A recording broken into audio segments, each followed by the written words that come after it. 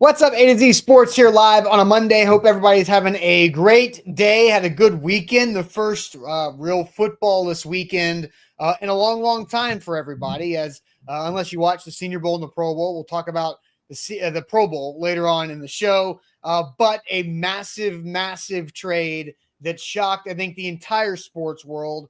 I don't know if it was Saturday night or Sunday morning, depending on the time zone that you were in when you saw the news. But Luka is going out west to the Lakers, and Anthony Davis is going to the Midwest to Texas, or this mid-southwest. I don't know, whatever the hell you want to call Texas and Dallas, and a trade. Texas is its own. It's its own commodity, entity. Right. Just to Texas, it's its own region. That's true. All right, but we're gonna have a good conversation about that because Titans fans know all too well how this feels. Titans fans and Mavericks fans are Spider-Man meme relating to each other right now after a multi-MVP player in his prime gets shipped off to a team that is trying to win titles and has been used to winning titles. And it's ironic because A.J. Brown's getting ready to suit up for his second Super Bowl with the Philadelphia Eagles in 6 days. So, Zach, welcome in. Hope you had a good weekend. I know you were in the state of Texas. So I'm curious to see if you caught any shrapnel from the trade reaction or not. But we got that. Then the age game that will be Super Bowl related from me to you. So that's all I'm going to say, which probably narrows it down very little overall. But we're going to have a good show on this Monday. Hope everybody had a safe weekend. Let's get it going. Well, you're coming off a win. I need a win. The Mavericks need a win. They didn't get one yesterday. They got blown out.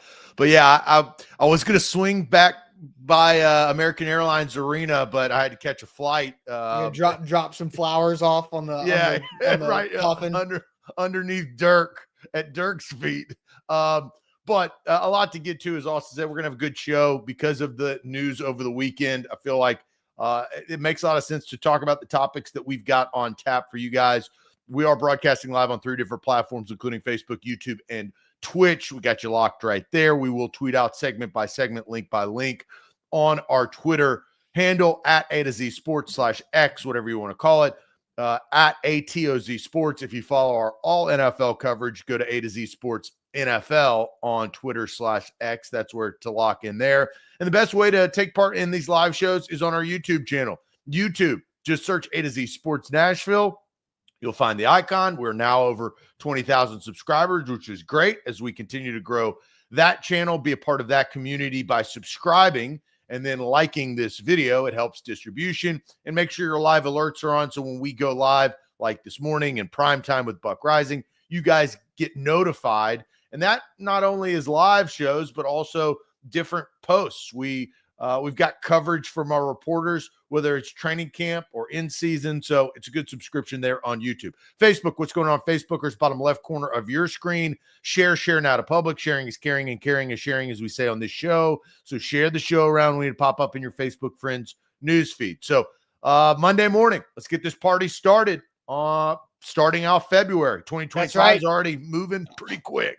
Yeah, happy February. Let's get it going officially. Welcome into A to Z Sports here live on a Monday. I'm Austin Stanley alongside Zach Bingham. We're Nashville's on-demand sports talk network, going live weekday mornings at 8 Central Time on Facebook, YouTube, and Twitch. Links to the show segment by segment on our Twitter X timeline. Hit us up on Instagram, TikTok, and Threads for more great Titans content. I thank our sponsors. They make it happen for us, and they help out all of you, like Wilson County Hyundai. Make them a part of your new car buying process. Go see them in Lebanon or online, WilsonCountyHyundai.com. The Bone and Joint Institute, boneandjointtn.org, the region's destination for comprehensive orthopedic and sports medicine care.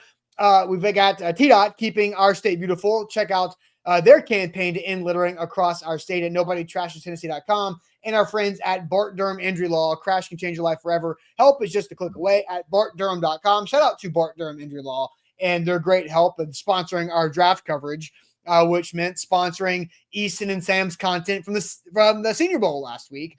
So we talked a lot of Senior Bowl last week. We will get more into the Titans draft this upcoming week as Sam and Easton are getting to download and export all of their information that they gathered at the Senior Bowl week in Mobile, Alabama. So we will do that throughout the week. We've got mock drafts out there. Easton has one specifically up on the website this morning, a new 7-round mock. You can go check out A2Zsports.com slash Titans. But Zach, the news that broke the internet almost Saturday night, Sunday morning, I found out about it Sunday morning after I woke up at like 12:30 a.m.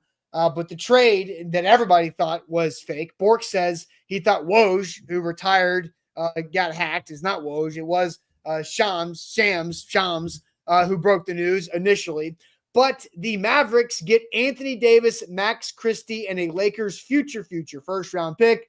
Luka goes to the Lakers. Max Keebler and Markieff Morris, who I realized was still in the league. And then somehow the Jazz are involved. They get Jalen Hood, Shafino, and a couple upcoming second-round picks. Zach, you are the NBA resident on the show here as an NBA guy. How did you catch the news, and what was your reaction? Well, and I want to start this because Chris Jump is jumping to conclusions by saying that we're going to talk NBA the entire show. I actually think, Jump, you need to sit back, relax, and enjoy, because I think we're about to pivot real quick. We are talking about the news that happened, and anybody who's over. I mean, I was walking down the street, walking my dog this morning. Neighbor stops me. The first thing he talks about is Luka. Do you see that trade? Right. So, like, I mean, that's grassroots. I mean, people are talking about it. I think that the Titans have this connection, and we'll dive into the AJ Brown kind of relationship when it comes to that. But I was in Dallas, coincidentally, and when I saw the news, 2 minutes, I saw, and just coincidentally, luck of the draw, I was on my phone on Twitter, and I saw it break 2 minutes later. And my wife looked at me, goes, "What happened?" Like, I didn't say anything. It was just my reaction, and I couldn't process. And she goes, "What happened?" Like, and I'm trying to go through all of these scenarios. She's like, there's been some type of catastrophe. Is it real? Is this real? Right? Because I think that's the first reaction, is it fake? And then you start to kind of unpack of why. But it was the trade heard around the world. I mean, this is a mid-20s superstar, right? That just got to the NBA Finals. They lost because of a better team, right?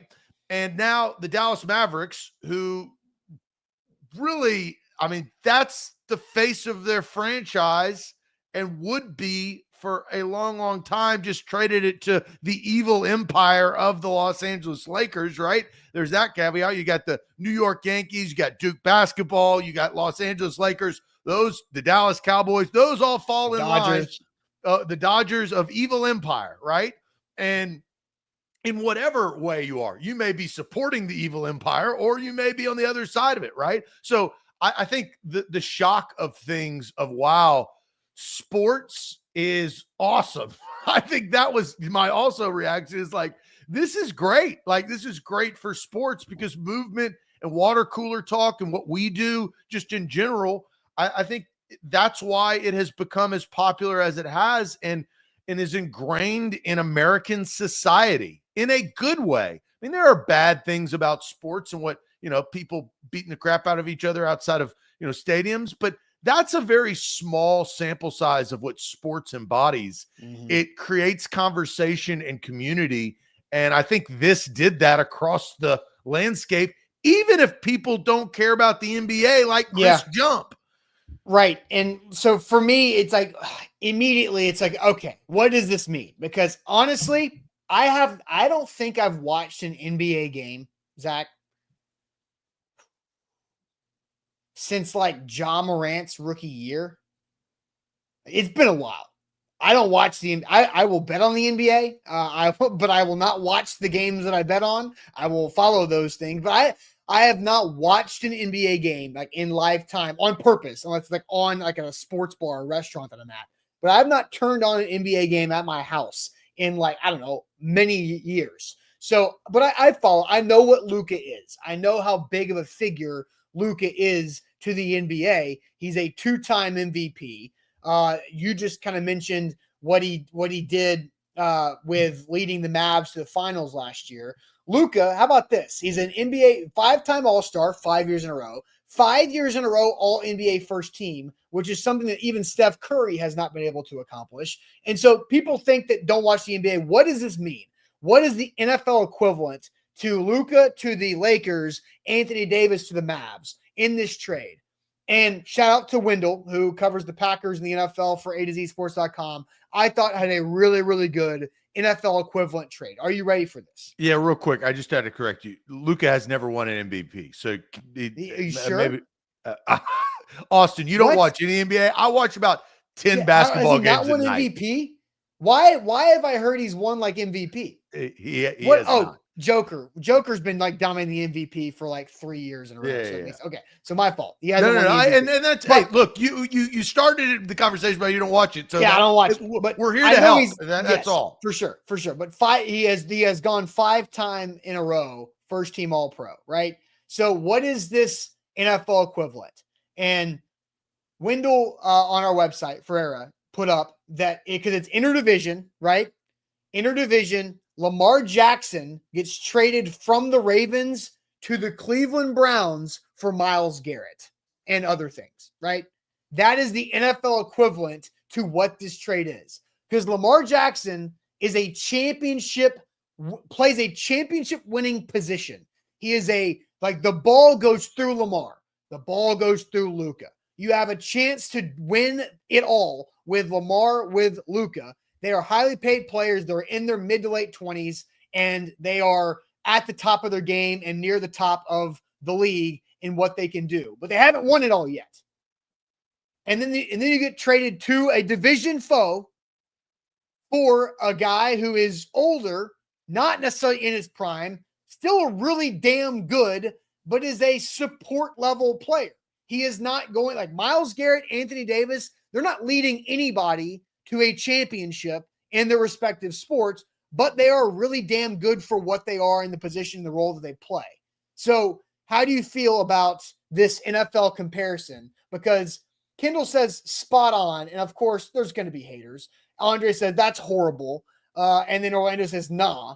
I mean, I think it's pretty close because it's hard because this is unprecedented. This Luka for AD is unprecedented. So I get the Lamar comparison, and there's different circumstances with Luka, right? Because now, the Mavericks know something, or we think they know something about Luka because they've been around him for a number of years, right? And, the weight thing comes into play and conditioning, all that conditioning, and that matters, right? If you're going to be great. That's why LeBron, look, there is no perfect comp, right? To this. Right. No, there is no perfect comp. I'm trying to think of like a star power that makes sense. So my comparison for Anthony Davis, and as Charles Barkley has coined, Anthony Street Clothes Davis. So that's street clothes right there, because he's always hurt. Something's always happening, but he's paid at a very high. You know who I think of when I think of that in the NFL? Now, here's the hard part, because this team already has a quarterback, so you can't trade away. Joey Bosa. I feel like Anthony Davis kind of embodies Joey Bosa. Anthony Davis is a really good player. He's the best player on the Lakers. I mean, LeBron is outstanding, but he's also 40 basically, right? And so I think Joey Bosa is probably overpaid. He's always being consistently hurt. I feel like he never plays a full season, but he has that type of money. The problem with my trade, because I'm trying to get to the same level, right, is you're not going to trade for a quarterback because they already have Justin Herbert. So, but I was just trying to think of who is similar to, because Myles Garrett is I don't think anybody doubts Myles Garrett on the football field. There are some doubters of Anthony Davis on the basketball court. Right. Yeah. Again, but it's star power, recognition for like how good they are when they're on. Like, right. Like I think it's an impossible comparison. There is no, but I think Lamar Jackson here. What about this? All right, let's not go quarterback. Let's go the best wide receiver in football. You have to go quarterback. No. I think What about Joey Bosa for Justin Jefferson? That is my comparison. I think it's perfect. No. Justin Jefferson, look, there's a team need for the Chargers of wide receiver, and he's the best wide receiver hands down in National Football League right now. He is. Joey Bosa is Anthony Davis, street clothes Davis. Wouldn't you scratch your head at that? Wouldn't you be like, what the hell is going on? No, I think the Luka figure has to be a quarterback here, because that's what you're building around. Like, nobody builds a Super Bowl around a wide receiver. It doesn't happen. The Vikings are Justin Jefferson is the example of that. Like, they can't win a playoff game because they have Sam Darnold or insert other quarterback here with Justin Jefferson. It has to be a quarterback. So that's why Lamar Jackson, and I like the dominant edge rusher, dominant defensive player for Anthony Davis and that figurehead. I just don't know. I mean, I think why the Browns Ravens work so well for Mavs Lakers is because you're competing for the same spot in the finals and Super Bowl with same conference, right? And I think that's where it also fits into. Yeah, it's hard because you got to line up. I mean, we're playing comparison game, right? And so they're not the same. So yeah. But I think that's a solid try, and I think, will we see this in the NFL? Like, at this level, this is monumental. That one word to describe this type of trade is monumental. This is one that we will always look back. And I think for Titans fans, this kind of goes into what our topic is today, is the A.J. Brown trade was monumental in the picture and outlook of what the Titans became versus what the Philadelphia Eagles became. Mm-hmm. I was there on the draft room floor when it happened, and everybody and their mother said, oh, wow, the Titans, what are they doing? They're about to go this way. The Eagles, they're pairing all of their talent and adding A.J. Brown. They're about to go this way. Don't we feel like that's the same thing? The Mavericks are about to go into the bottom of the Western Conference, right? Eventually. The Lakers could have surged to now be what the Lakers we know that they are, with, you know, the Kobe era and the Shaq era and the Magic era. Is this the Luka era? Is this what he needs to become that possible MVP and NBA champion? Yeah, I think they make perfect sense if you look at both of them and where we are now. Because Trey says the similarity is the Mavs think you can just replace Luka, right? Like, the Titans thought they could just replace A.J. Brown.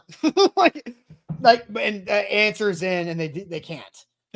So here is the trade for A.J. Brown. Now, this is more complicated because the Titans traded A.J. Brown to the Eagles. They got the 18th overall pick to take Treylon Burks and the 101st pick.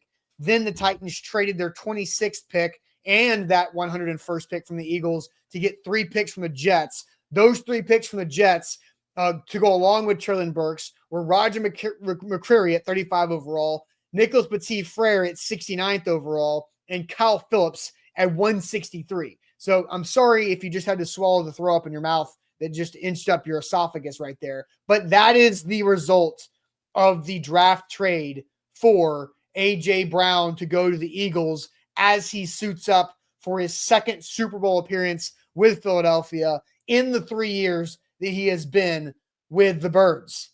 And so it's as painful as it could possibly be, because now the whole joke that was last Monday's joke, now A.J. Brown's going to have more Super Bowl appearances than Treylon Burks has receiving touchdowns in the 3 years since they were both in the NFL.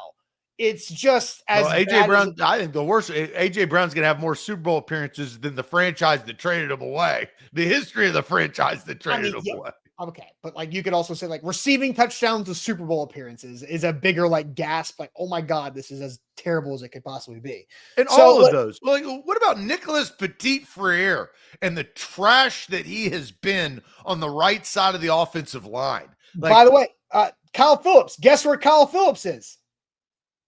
The Eagles selling insurance. No, he's on the Eagles practice squad.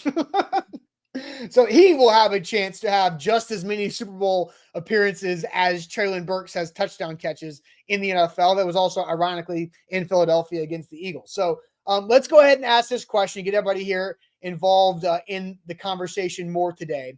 Which is worse, the Luka trade for Mavs fans or the AJ Brown trade for Titans fans? So we're going very specific because it's for the fan base that is feeling the pain. Which is worse, the Luka trade for Mavs fans or the AJ trade for Titans fans? Now, we have 3 years of results for the Titans AJ Brown trade. We don't have anything in the results in hand for the Luka trade, but we'll get to your answers. I'll put up a YouTube poll here in a moment, but first we'll tell you guys all about our great friends at the Bart Durham Injury Law. A crash can change your life forever, and one click is all you need to help with Bart Durham Injury Law at bartdurham.com. Your big truck wreck is Bart Durham's fight for justice. You can reach the Bart Durham team 24/7 to get your legal questions answered. Their phone number is 615-242-9000. Their website, bartdurham.com, has a contact and live chat always available. Attorneys are available to meet wherever is most convenient for you, including virtually. They also have current blogs and news where you can read up on safety on the road, safety in inclement weather, all types of different resources for you. You deserve to be paid for what you go through, and that's what Bart Durham's here to do. With Bart Durham Injury Law in business since 1975, with Blair Durham, a legendary Nashvilleian, taking over for his late father, Bart, after passing last year. Blair does a lot of great things, and his team do a lot of great things across the Middle Tennessee area. Online again, bartdurham.com. So, Zach, I'll toss it to you to go to the chat, because the question here is, which is worse, the Mavs trading away Luka for the Mavs fans, or the AJ Brown trade to the Eagles for Titans fans? I'll let you head to the chat here. Yeah, well, and it hits home to a lot of these Titans fans in that sense, right? And as you mentioned, we know the results of one. We don't really know the results of the other one. PB featuring Jelly, which is a pretty good, unique name. It's going with AJ. Stephen King goes Luka. Luka trade for the Mavs is worse. AJ, it ruined the Titans franchise. Definitely set them back as they get ready to pick number 1 overall from being the worst team in the NFL. That's just timing. Anthony's going Luka. Scott goes AJ. Tress says he thinks that the Luka trade is worse. Putting up 70 in the finals last year. What does he have to do, right? The AJ trade, at least AD is something. There's that. Titans by far. AJ trade from Ashley. Big Ten Jeff goes AJ Brown because the replacement isn't worth a bag of Doritos. Cool Ranch or nacho cheese. Koss says AJ. So does Kendall. So does Anthony. So does Ramon. Titans. MB goes, it's Luka. Definitely. Luka is a generational talent that will take 25 years to recover. And so that is the sobering part about what does Luka embody. And I think that's kind of where you got to start is, and we got more AJs coming in, and there's some, the Luka generational talent. AJ is all pro, is comparing, right, the impact of one player of his sport versus the impact of the other. And what are you losing in the confines and structures of said sport, Yeah. Brent brings up earlier in the show, the Titans are 16-35 since they traded away AJ Brown. Now, a lot of other things are factors in the 16-35 record that have nothing to do with AJ Brown. But that general trade, managers and coaches and staff and everything, it's like changed. Yes, the trading away of AJ Brown and then getting waxed by the Eagles in the link was the straw that broke John Robinson's back, but it was not the reason why they got waxed by the Eagles by 4 touchdowns. It was because of all the other things on top of it. To go back in that reaction of J-Rob getting fired, I want to say we ironically, pun intended, came up with 11 things that got John Robinson fired, with AJ Brown being the 11th, his jersey number. And so there were 10 other things that led up to J-Rob's firing, of stacking bad, moves, bad decisions on top of each other. So I did put up a YouTube poll. I'll go to that here in a second. Zach, do you want to answer this first? I can. I struggle with this because I get the chat, and my first reaction is, what did you get for A.J. Brown, right? Yeah. And here I also think this is a struggle for me. I mean, what you got, here are your bags of Doritos. Roger McCreary is a good player. He was a good player. He is a good player.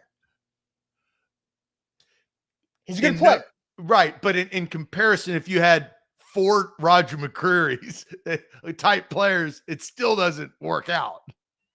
If you had 4, if those other guys were the level of Roger McCreary, then we would be having still a bad trade. Because what A.J. Brown has done, this is what we know, right? We know A.J. Brown is 1,000+ yard. He's a 1,500 yard plus receiving, right? Like this is we know he is this unbelievable talent that does one thing and one thing well and help your team. He scores touchdowns and catches the football and makes X plays. You know, they always talk about, oh, what are the X plays? A.J. Brown is the X factor that makes X plays. But I don't think he's the answer in this question. I believe that Luka is like a quarterback in his sport, and A.J. Brown, and this is what your argument was a short time ago when we were talking about it, is that it's apples and oranges, right? You weren't willing to take my Justin Jefferson comparison because he wasn't a quarterback. And Luka, as how basketball, the National Basketball Association, it's the NBA works with superstars. And when you have 36 seconds left and you're down by 5, a singular player can win you that game just based on his skill set. A.J. Brown can't do that. And so I think the worst trade is Luka. And Anthony Street Clothes Davis is in street clothes. And currently, because he's hurt, he hurt his abdomen the other night. And I watched that in real time and I go, oh, damn. He's back in. He's going to the locker room to put on his street clothes. This must be infuriating as Titans fans felt it in real time. But Luka Doncic is greater to his sport and his team than A.J. Brown is to his. Could I be eating my words if A.J. Brown is MVP of the Super Bowl Sunday? Maybe. But right now, I think that's got to be my answer. I think here's the hard thing though. And like, I'm going to play devil's advocate because I do believe this Luka trade is terrible. It is worse than the AJ trade because, you know, you can't trade away a franchise quarterback type figure in sports and expect to live from it. But like the Mavs had it before with Dirk. Like the Mavs have had the transcendent player who can carry you to a finals championship. The Titans had been searching for 2 decades for a game-breaking wide receiver to elevate them to places that they weren't able to go because the Titans are known for the ground and pound and having the best collection of running backs that is not today's NFL. And so they had it. They had something they have never had before, was A.J. Brown, the game-changing wide receiver. And then they trade away thinking, we can find another one. Treylon Burks out of Arkansas, he is same type as A.J. Brown, different mindset, right? That was the sales pitch, right? It was a bad one. Nobody bought it though. He was the 6th wide receiver taken in the draft. But I'm talking about from the skill set in play style of one cut. I'm talking like you understand what I'm saying? Like it's I know, one but route and the go. film still didn't line up. I'm not talking about Zach. I'm not talking about the production. I'm saying the style of receiver.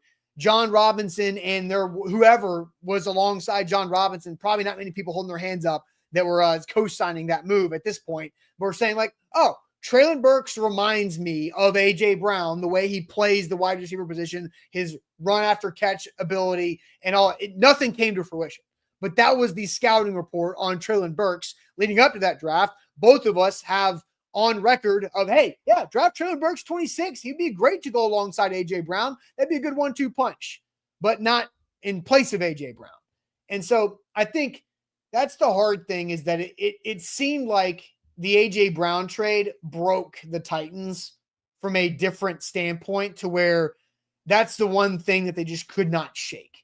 The Titans franchise has been unable to shake what that represented. And it is a monumental event that was a massive, massive switch in the fortune of the franchise, was moving off A.J. Brown and thinking that you could just replace him with just any other SEC receiver who has the same type of body type. And obviously that wasn't the case.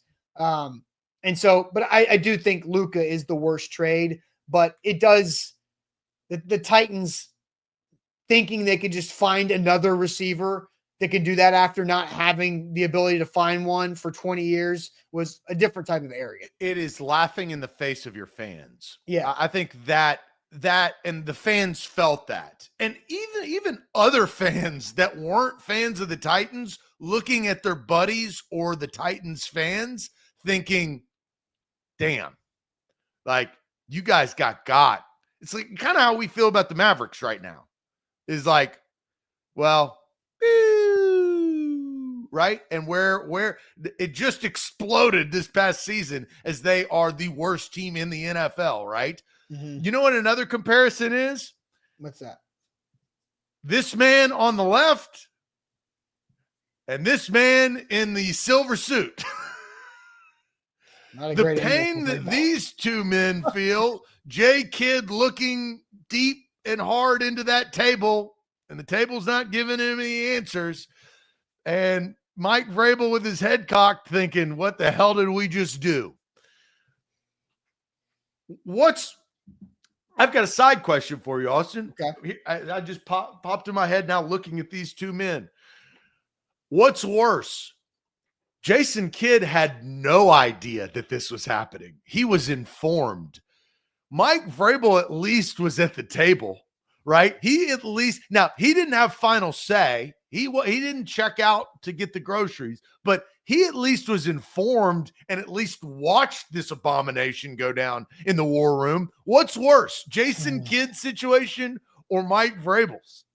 That's a great question. I'll answer that and update the poll results from you guys here in a second. But the Bone and Joint Institute, that's where you should turn to if you've been injured, and whether it's from sports injury, a rec sports injury, or just life. You got to know where to go to and who you can trust. That's the Bone and Joint Institute in Franklin, right off of I-65 on Highway 96, next door to Williamson Medical Center. So you know you get great care from great people, great equipment, great support staff, great everything right there at the Bone and Joint Institute. I've been there a couple times over the last few years with just those nagging injuries that you don't feel like you need to fight through. You need to get something checked out so they can educate you to be better about those nagging injuries as they pop up more often as you get older. That's just how things go. Maybe it's an old injury that's finding its way back to the present. They can help you out, whatever it may be. boneandjointtn.org when you need an appointment.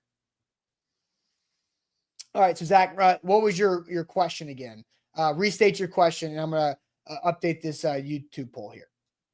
Which was the worst situation? Was it Jason Kidd, who was not informed about this whatsoever until after it happened, or Mike Vrabel being in the war room, chewing his tobacco with his buddy J-Rob at the time, knowing that they just traded away a guy that we all knew Mike Vrabel loved, valued, wanted to be a part of his team and his culture.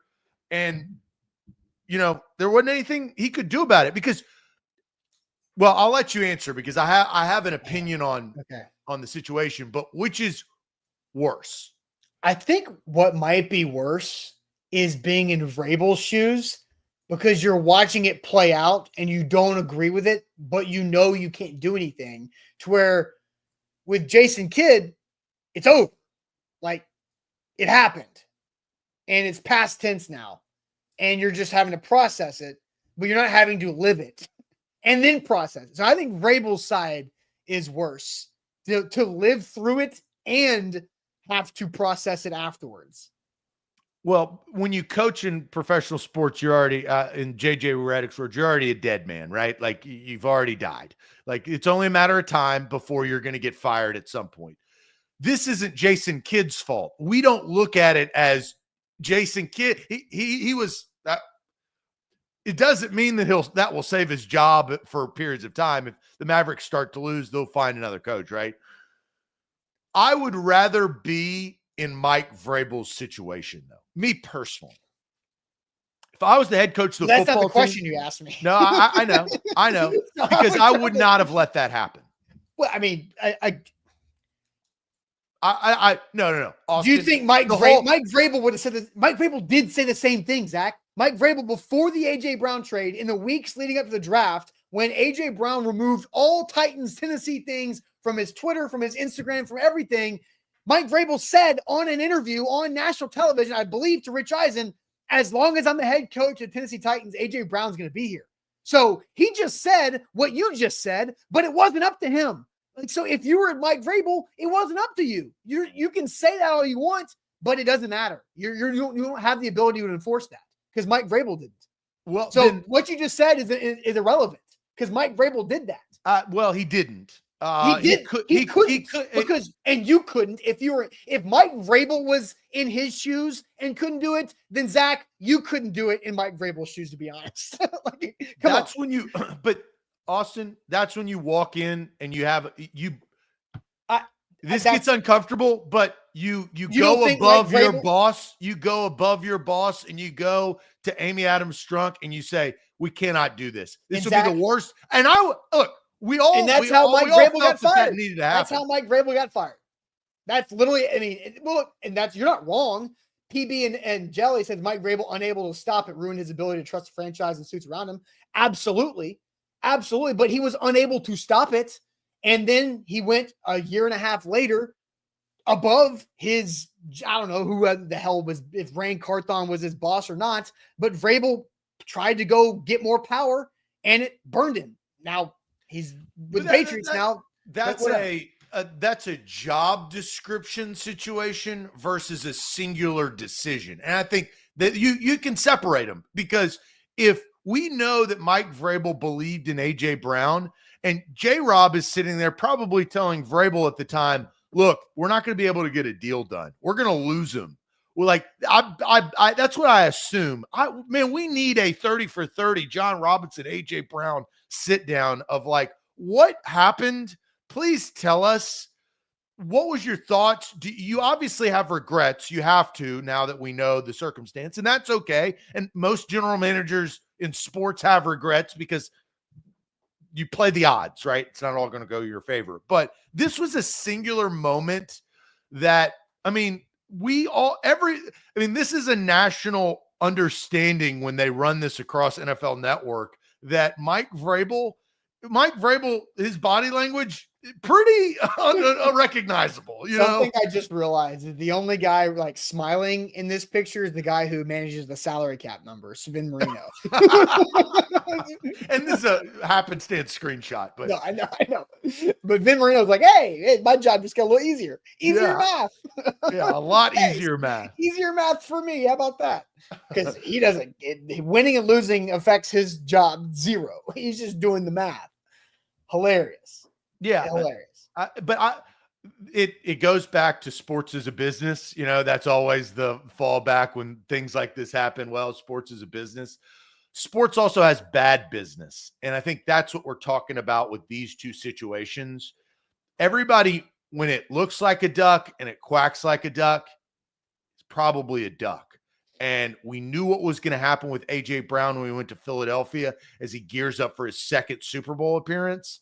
And we probably know what it's going to happen with Luka Doncic because he's going to play with LeBron James that probably is going to whip his ass into shape. And he now has a chip on his shoulder. And great players with a chip on their shoulder usually end up doing great things. When talent meets motivation, I think that's hard to stop. And I think you see that in A.J. Brown. A.J. Brown held a grudge. You remember when he was whipping after the old towel, he was whipping the Titans saying, bad franchise, bad boy. That was an inner demon that he recognized. And I think Luka Doncic, when he moves to LA, that same demon is going to come out. Yeah, probably so. Yeah, I mean, I think the correlation between these two is Luka was about to get the super max from the Mavs, right? Which is what? How much is the super max with Luka? I mean, it's like ungodly amounts of millions of dollars. It's $100+ million. Correct. And so that's a lot of money that the Mavericks would have to fork over to Luka. Now, I think worth it. It should have been worth it because of what he represents to your franchise. And the Titans botched, or the Titans obviously botched the beginning of the A.J. Brown contract negotiation to where A.J.'s side didn't want to play ball anymore, and it was over. And they felt like there was nothing that they were going to get. Now, Jamison Hifner says $400 million. Orlando says $350 million. Crazy. Yeah, Luka loses $117 million because of the trade. Exactly. And on top of going from Texas to California. And he'll make that money. He'll make off the court money way to supersede what he lost. But it's really about the Mavericks money. It's not about Luka's money, right? The Mavericks money. Absolutely. And the Titans were the same thing. Like the Titans were saying in 2022, after having the 1 seed, where the 3-year stretch of Derrick Henry being an absolute badass, we only throw the ball to AJ 6 times a game. Why are we going to pay him $25 million a year when we're paying Derrick $12 to $14 million a year, and we give him the ball 26 times a game? Now that's how the league operates these days. Well, and you blink twice and Derrick Henry's not on your football team anymore, and neither is AJ Brown, right? And Calvin, look, things have changed a lot since all of that happened. The Derrick thing played out exactly how it should have. Yeah, but AJ Brown should be Calvin Ridley, or you have Calvin Ridley and AJ Brown. That would, it's kind of what the Eagles. No, it's kind of what the Eagles have.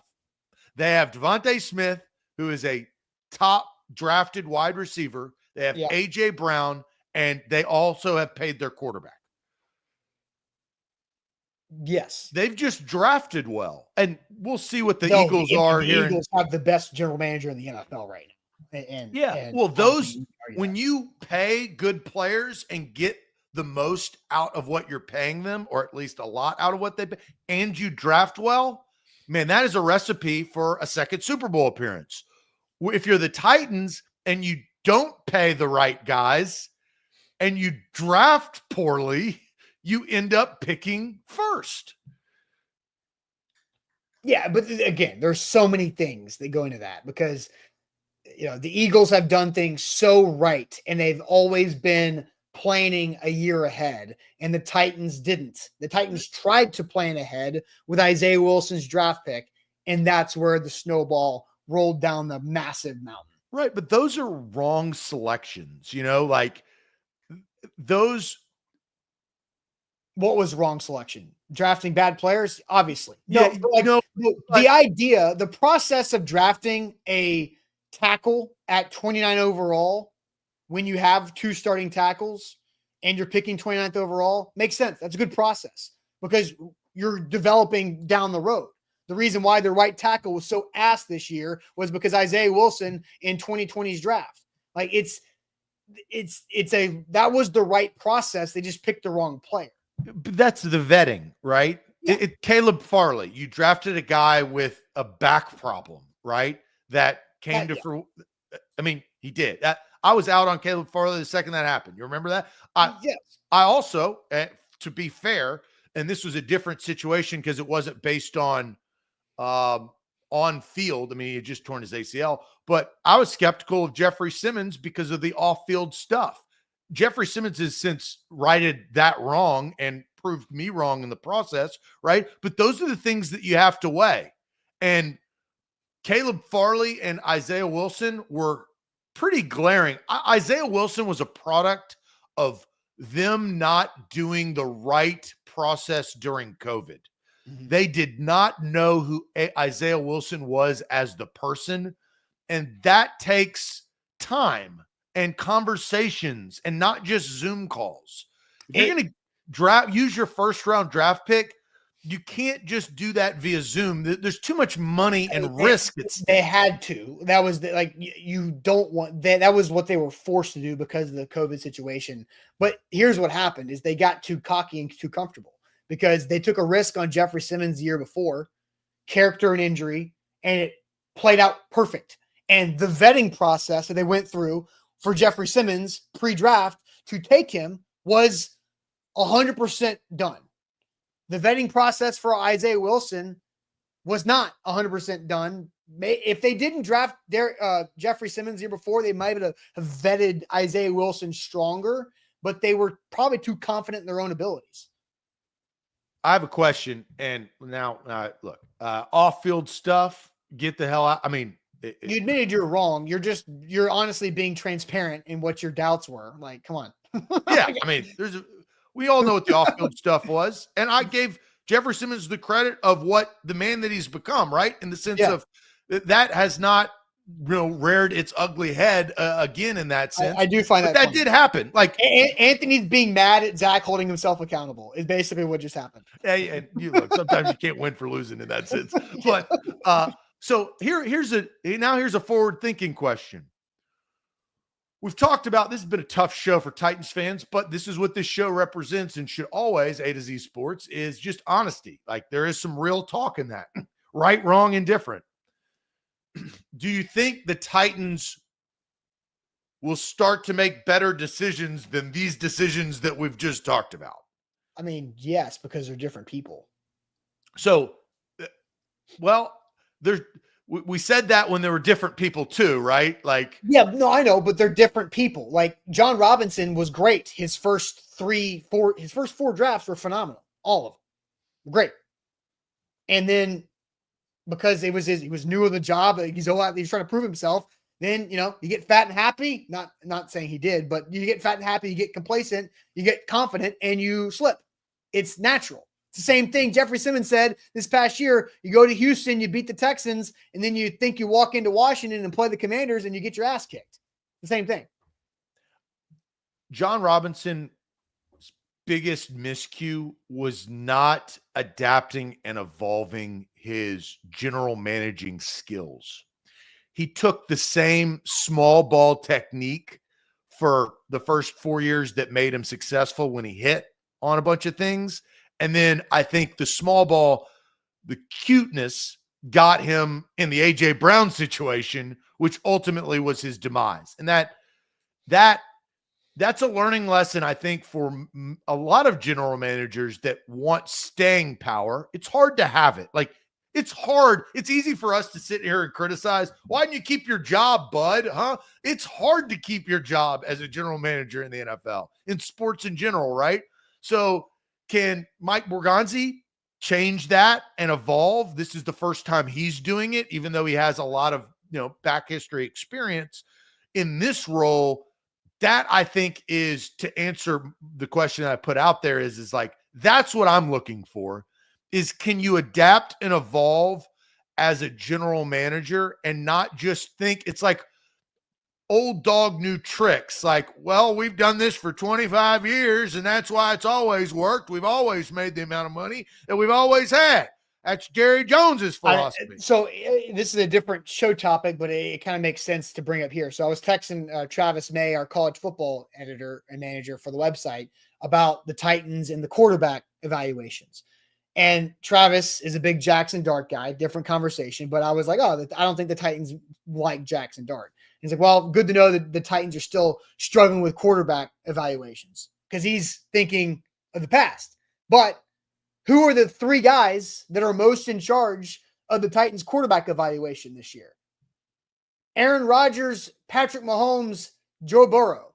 That's where those three guys have been spending the most of their time over the last 7 years. Is Brian Callahan's working with Joe Burrow. He knows what that looks like. Mike Borgonzi knows what Mahomes looks like. And Chad Brinker spent Aaron Rodgers' majority of his career there. So he knows what that looks like. So if I'm trusting those three guys on their quarterback evaluation, it's because they know what the top is. So they're judging and evaluating on that type of scale. So that's why I think you can say, okay, different people who have seen the best do it and knows what the best looks like. Can you find that with the selection that you have? It depends on who you have available. Right? Right. That's the complicated part is you're only as good as the draft class in which you are selecting, right? So Cam Ward and Shedeur Sanders may be the best in this class, but they're going to be playing against every NFL player when they get on the field, right? Mm-hmm. And every team. And I think structure and development and IQ and accuracy and all of that stuff matters, but it's also based on when you picked. Like if this was last year, it'd be Caleb Williams. If it's 2 years from now, possibly it'd be Arch Manning, right? Like, but the Titans are here where they are now. And that's why it's going to be exciting here in a couple months when the selection happens. Steven says, I hope Mike Borgonzi learned from Rob Pelinka and not Nico Harrison. Yeah, man. The whole Mavs fan base just gotta be real. I mean, I can't even imagine. Like, it's worse than the AJ Brown reaction, and that was bad. We were there. We lived that thing. I do think that Nico and John Robinson were in similar spots in the sense of they thought one thing. The Mavericks, at least they think something about Luka, right? You don't do that unless you have an opinion on the player and the person. That's a good point. Because what did we also hear about from the Titan side of things? AJ Brown's knees, right? Because for 2 years we saw AJ just with his like fists on the turf, knees on the ground, like just trying to get up at times after getting tackled. And it doesn't mean it's always right? But they think something. The Titans thought something about the player and also the situation. I believe John Robinson got to a point where he thought that he could not get AJ Brown to a contract of equal value to both sides. And that's why he gave up or decided to shift his attention. And I think the Mavs, probably in the back of their mind, they have something about the player, but I think they're also fearful is that they don't feel that he's worth the max, which is wild to me, but the whole play next year and be a free agent and they get nothing. But here's the thing. Yeah. Right. And NBA contracts are 100% guaranteed. Luka, it has conditioning issues. I mean, I just talked about getting fat and happy. What's the motivation? Is there an extra motivation for a player who just gets $400 million for a Supermax contract? Who already had, and I'm not talking about like the dedicated person. I'm talking about the guy who already has conditioning problems, right? That's already an issue. Like Zion. Zion has conditioning problems. Right. And there's something, and you're always going to have to kick that person in the behind every once in a while to get them going. And now you give them $400 million. You can't just keep kicking them. Yeah, I think the difference between, in this comparison, Zion is that like he hasn't done anything in the league, right? Luka is trying to be great. Like Giannis is a great player. He's won an NBA championship. Jokic, he's a great player. He's won an NBA championship. Luka is in the conversation. Jason Tatum, he has won an NBA championship. Luka is now on the level of Joel Embiid as a great player, but really doesn't have the ring. The Dan Marinos, the Jim Kellys. We've seen them all before, and it's unfortunate, but that's where I think the motivating factor to Luka is that how do you become in that conversation? And the dude's 25 years old. Yeah. Yeah. It's wild, man. AJ, how old? AJ was 26. When he got traded? Yeah. How old was he? I have AJ's page up right now. AJ is currently 27. So it was 24. Yeah, because it was his third year. He was a 3-year college player, and a 3-year player with the Titans. And then, so he was early before that second round pick contract was up. Ugh, But going into a contract year, there's similarities with that. So, like, there are similarities with the situations. The Mavs were worried about the money. The Titans were worried about the money. There was a, injury / conditioning concern to some extent. And I mean, at least the Mavs got Anthony Davis. The Titans got Roger McCreary.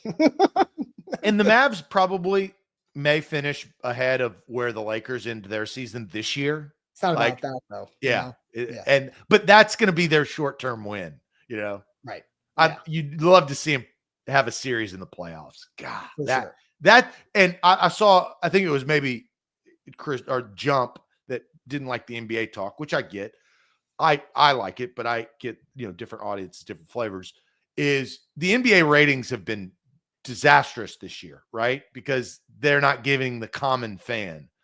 Does this help a little bit? I don't know. I don't think it will change completely. I don't think Austin, you're now saddling up. You may watch Luka's first game or a portion of it, but you're not doing that. I won't. All right, here's the question. Speaking of ratings, what has fallen further?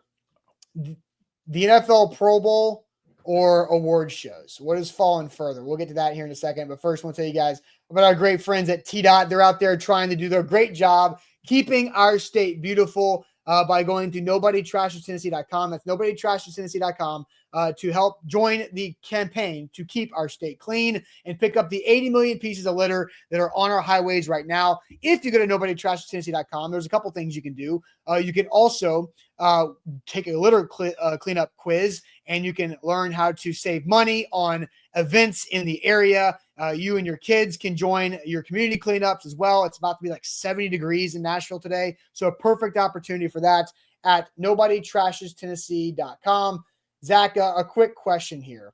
What's fallen further, the Pro Bowl or award shows? Because I think they're pretty comparable, right? Because the Grammys yesterday and the Pro Bowl yesterday, I watched neither, but both I used to watch, right? So Pro Bowl or award shows? I think and we'll get to the chat here in a second, the Pro Bowl, and this is kind of what they've leaned into it because it's never really been a great game because, injury and all that stuff. But now the only amount of Pro Bowl games that I watched was something I saw on, Twitter or TikTok or Instagram. They're highlights, which is actually kind of makes sense, like, I don't know if it's justified, but at least put some highlights out there. I watched Joe Burrow's, I watched the 60 seconds that he threw footballs at screens. The skills competitions. You know what I watched? I watched the 2002 quarterback longest pass attempt on Instagram. Yeah, because they're throwbacks, and those were fun.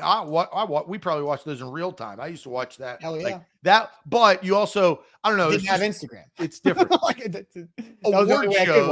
Award shows, and especially, the Grammys, and you could throw all of them in. Is that like,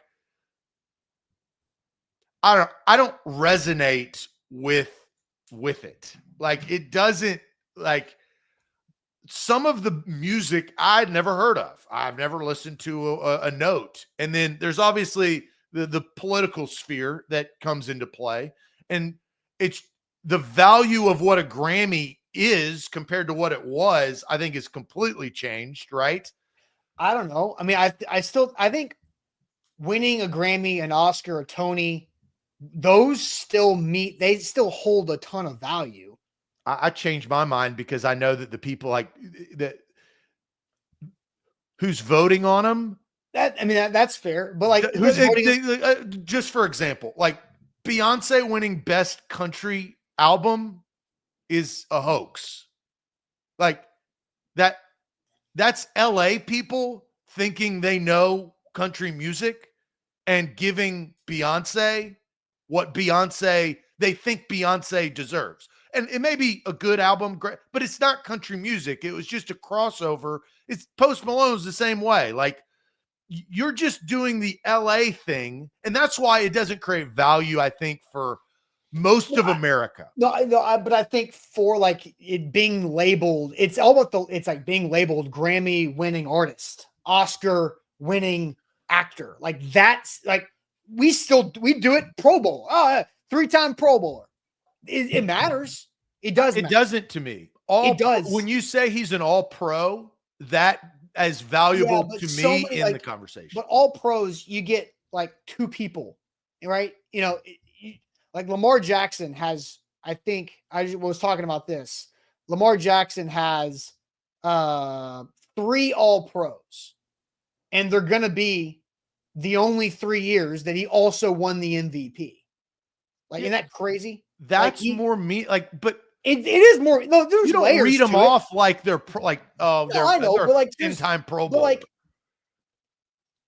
being like a multi-time Pro Bowler adds a lot of credentials to your career.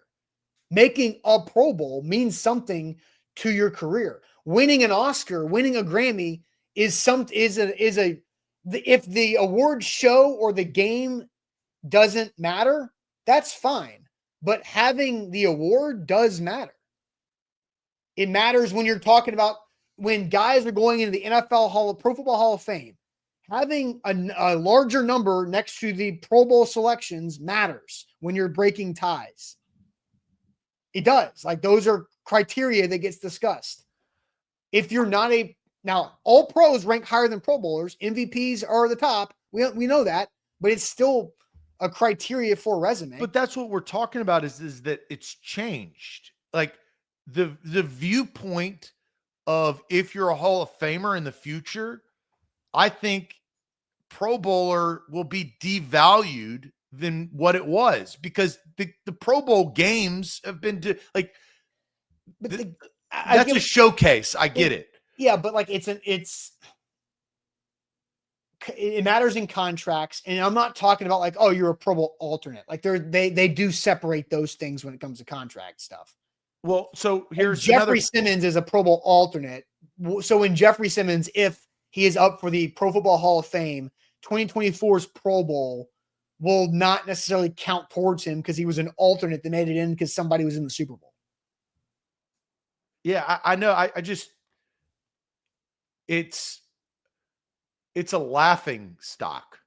Like what the Pro Bowl weekend is a laughing stock. Yeah, I agree. Kind of like award shows now. Yeah, I know, but the award still matters. I think the award show has better opportunity to get closer back to what it was. Yeah. The Pro Bowl has no fix. Pro Bowl. The Pro Bowl has no fix. Yeah, I think that the Grammys or the Oscars, the Tony, they could go in waves, right? Yeah. I think the hard part is that young people don't value award shows. You know? Mm-hmm. Like when we grew up back in our day, we'd watch those with our parents, right? Sunday night, you'd watch it. Like you had less things to do. Yeah. You had less and now I'm scrolling. Yep. You know? Yep. No doubt. All right, Zach, it is now time for the age game. I've got a Super Bowl themed age game for you. So we'll get to the age game here in a moment, but do want to give a shout out to Wilson County Hyundai, wilsoncountyhyundai.com. Make them a part of your new car buying process. Go see them in Lebanon or online at wilsoncountyhyundai.com. Zach, the Super Bowl will be awarded in less than a week from today in 2025. The age game today will be the Super Bowl MVP from 30 years ago. Steve Young was the Super Bowl MVP in 1995. How old is Steve Young? Drafted by the Tampa Bay Buccaneers. That's right. This is a good question because his career as a backup behind Montana, then getting his opportunity in 1994 against, this is a great trivia question, quarterback running back duo against the San Diego Chargers that he won his only Super Bowl. Do you know? I mean, I know Natron Means was running back. The quarterback, I can't remember off the top of my head right now. Stan Humphries. Oh, yeah, That's a good little trivia that not many people know. That was 94. That was 30 years. So he's older than 30. We know that. BYU. So there's some trips in there. Yep, there is. Oh, man.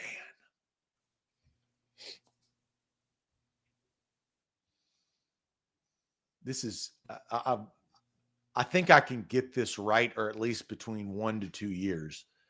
I just have got to move my brain a little bit.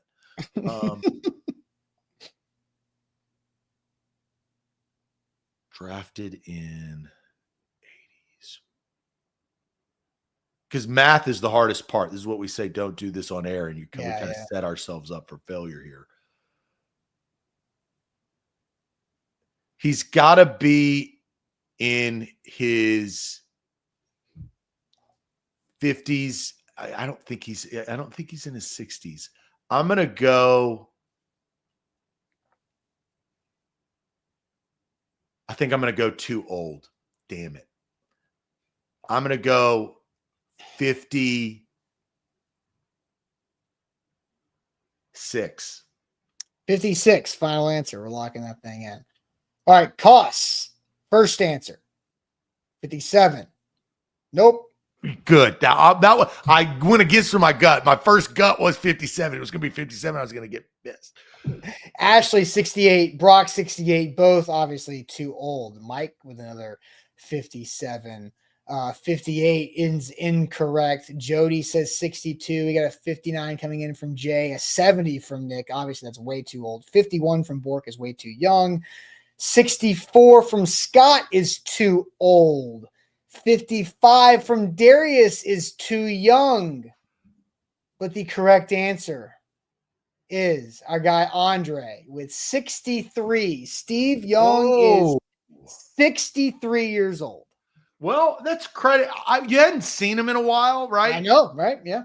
And so I remember him, when he was on Monday Night Football as an analyst, and that's probably like, maybe if I saw him today, I would be like, okay, or he could be in great health and he just looks. That's a credit to Steve Young.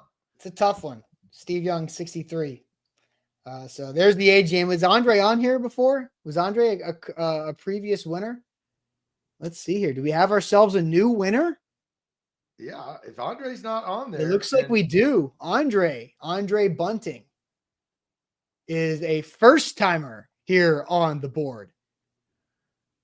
And you got to make sure, this is the old graphic. We got to make sure we get a ×2 next to my name, please. Thank you. Oh, yeah. That's right. Yeah, I earned that one the hard way. So shout out to Andre for a new winner on the age game. Andre. All right, we're going to put Andre up there. Andre, hey, he watches the show regularly, so let's see here. Last name Bunting, Bunting, yes, like in baseball. Bunting down the line. Let's see. There was a couple other 63s. I'll go look for the other 63s. Where did it go? Andre was the first one. I guess it wasn't really close. Mr. Robinson was 63, but a minute behind, which is a long time in the age game. I've got Andre up there. My app, of course, closed down as I was trying. That's okay.